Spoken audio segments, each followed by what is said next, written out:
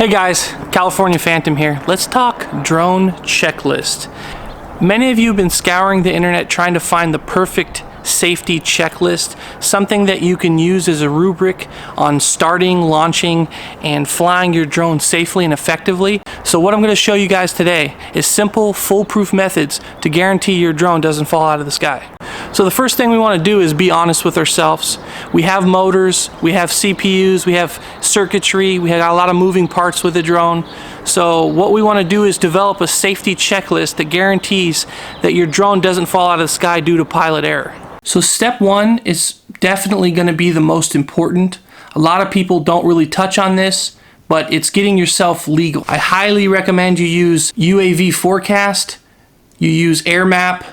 Both of these apps are available for iOS and Android. The FAA has released an app called Before You Fly, which is a very good app when it works. Unfortunately, it's a little bit buggy. A lot of times it hangs and freezes and crashes, so you definitely want to get yourself a second and maybe even a third app to make sure that you're compliant between all of them. So when you enter UAV Forecast, not only does it give you the legal reasons of why you can or cannot fly, but it also gives you weather conditions, which is great because if it's a little too windy, so if there's magnetic interference or weather-related issues that could prevent you from flying, UAV does a great job of explaining this. AirMap gives you a little bit more detail than UAV Forecast.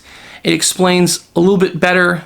One added feature to AirMap is that any airport that accepts digital signatures, you can actually send a digital notification to the airport notifying them that you'll be flying within the 5 miles at whatever parameters you set. So you actually tell it you're going to be in the air X number of minutes or hours. You're going to be flying at certain height. You got to make sure that you're below 400 feet to be in good standing with FAA. And the second most obvious step is before you fly, just go ahead and take a look around your immediate surroundings. Make sure there's no power lines or trees or anything that you might run into trouble with. So the second step would be to walk around the area that you intend to fly. Make sure there's no rope or power lines, anything that's thin that might not be picked up or visible from the camera. Make sure that you're not going to have any obstacles that you could potentially crash into. Alright, so we're on step 3, which is visually inspecting your aircraft. Now many of you have cases, you have drones, where you can actually fit the drone itself along with the propellers still attached to the drone, but that doesn't necessarily get you off from inspecting the propellers themselves. How you inspect the propellers themselves, what you want to visually check for is you want to see if there's any cracks of any kind. Look, the police found you 3 hours later in my car asleep, high on crack. That's impossible, Rhonda. How can you sleep if you're high on crack? I'm trying these riddle for you. Any softening, any of the plastic changing colors indicating some sort of stress in the plastic. So the propellers on the Mavic are going to be a lot like the Phantom 4 motor mounts in that they're going to have nubs on the plastic as opposed to a recessed seating. So what you want to do is check those nubs on the Mavic propellers to ensure that there's no cracks or change in plastic signaling stress to the plastic. So what you want to do now is you go ahead and reattach the propeller. When you feel as though you've seated it, make sure you try and manually back it off without pushing it to see if it can come off. So this one does not. It's on there secure. It's good to go. Launch control, this is Houston. We are go for launch. So another thing I've noticed a lot of tutorials miss is battery health. You want to take a quick glance at your battery you're using. Make sure that there's no swelling. It's been quite a brute of a bee sting, this. It's made all of, this part of me swell up. I feel a bit like the Elephant Man. It's actually quite hard though to see out of this eye. In the battery, any hot spots, any discoloring. Check the connectors, make sure the connectors all have a nice even color to them. If they're missing a contact point or a tooth is broke, you could have a catastrophic failure and have your drone fall completely out of the sky. There you go, start fall. Oi! Oi! Oi! Oi! So this next step is going to be a little bit exclusive to the Phantom lineup. I know with the Mavic Air, Mavic Pro, and the Spark, the battery system's a lot different. The clips are a lot more secure. So with the Phantom 4 having very, very small clips, and it's the same way for the Phantom 3, you don't always get it seated properly. So I know a lot of people just suggest you ram it in there, or you push it until you hear the clips, but I actually don't believe that. I believe the best technique is that you set the battery in, you push both tabs, and you push it all the way in until you see the line connect, until you don't see any more gap in the battery between the housing and the battery, and then you push it, and that should be secure. Now, to double check this, to ensure that you don't have a catastrophic failure, is take a point where you're not touching the clips, maybe on the left side, maybe on the right side, and see if you can't wiggle it, pull it out. So once you've pulled at it a little bit, you see that it's not coming out, go ahead and push it a little bit more and you're good to go. So a simple tip for the Mavic users: a lot of Mavic users have issues where they forget the gimbal clamp on because it's so small and it's transparent. What a lot of people are doing is attaching keychains and spray painting them really bright colors so that it's very hard visually to miss you removing it. Everybody knows you never go full retard. It's an important step because if you forget and you leave the gimbal clamp on and you start your craft, you can very easily burn up that motor, that very sensitive gimbal motor. So the next step is launching your drone. You always want to make sure you turn on your controller and that it's fully booted before you start the aircraft. If you have a pair of DJI goggles or something similar, now's your chance to start those as well before you start the drone. If you have ND filters, go ahead and apply them. There's a really cool app made by Polar Pro. I don't know if it's for Android, but I know it's for iOS. So as your drone is starting up, you want to take this time to do some setting changes. It's going to be a little bit more changes in Phantom 4 lineup than the Mavic. The Mavic has a little bit more automatic features. But if you're far from your house or you've traveled a great amount of distance, you always want to start off by calibrating your drone.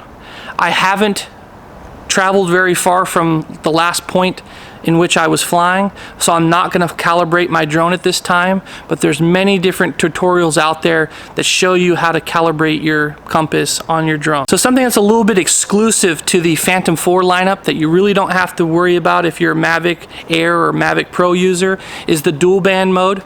Now, in default, the Phantom 4 sets in 2.4 gigahertz.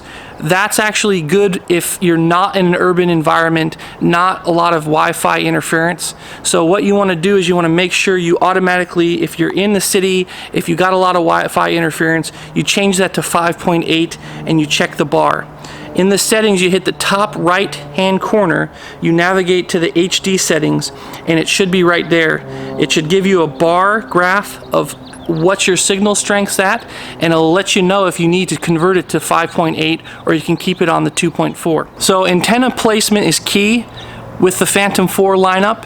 If you're using the 5.8, you want to make sure that the antennas are parallel, but you want to make sure they're at a 45-degree angle right to the monitor. So if you're using 2.4, you want to actually bend those antennas back to a 45-degree, making sure that they're parallel, as suggested by DJI. That'll maximize your range, it'll maximize your strength on your signal, and ensure you don't have random signal loss. Another tip to utilize is if you have a cell phone on you, you want to make sure that Wi-Fi is turned off.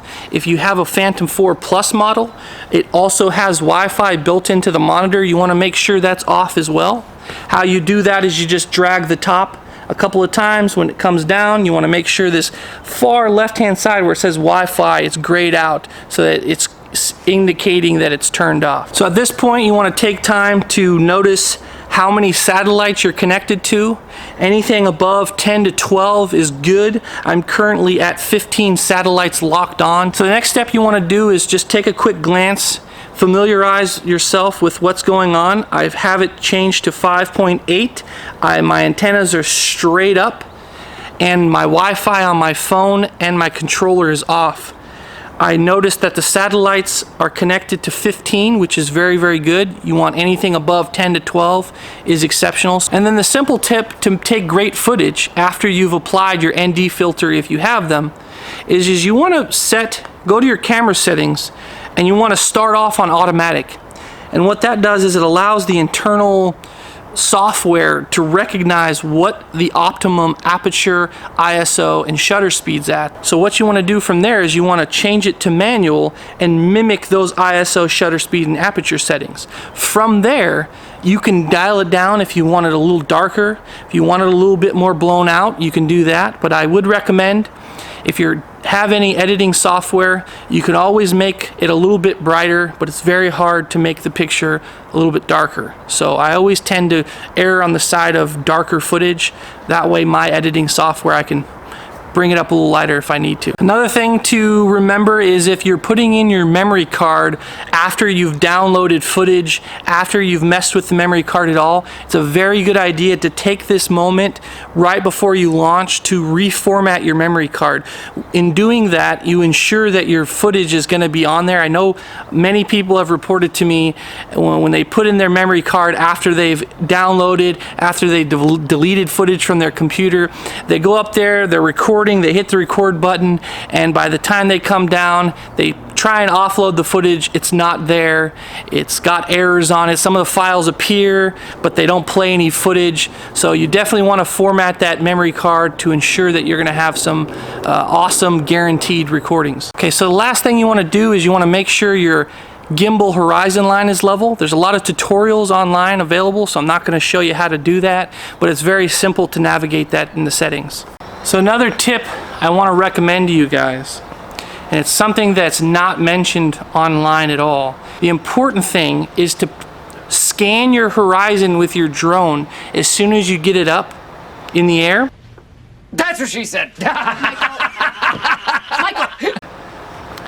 And you want to take the very tallest object and you want to fly over to it and get a reading on the height. Because if you can pick out the tallest object in that general area and you don't fly below it, you really don't necessarily have to worry about flying backwards or flying sideways into something if you're already set at the very lowest object. Having said that, many of you love to fly low. Many of you love to capture footage that are in a little bit more risky areas. How you do that is you make sure your obstacle avoidance is on. If you have a Phantom 4 Advanced or Professional, the 4-way sensor is only going to work in 2 modes. The mode that you're gonna want to use the most is tripod mode. That'll get you in very tight spaces and it'll give you 4-way directional obstacle avoidance. So the other obvious minor tip that I'd give for those new drone owners is if you're not that comfortable flying low, there's an onboard simulator that allows you to connect your controller to your drone, no matter if it's the Mavic, it's the Phantom 4 or whatever, and it allows you to fly an artificial simulation to get your skills a little bit more worked up, so that way if you are flying low, you'll have much more better control over the drone. I started with a little $40 Hubsan quadcopter, and I got my skill up a lot with that. Those are a lot harder to fly than the DJI branded drones.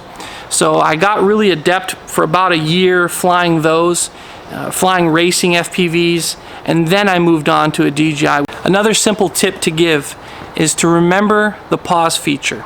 If you don't have full control of your drone, or the inputs are not responding, or it doesn't feel like it's operating correctly, there is a pause button on virtually every DJI branded drone.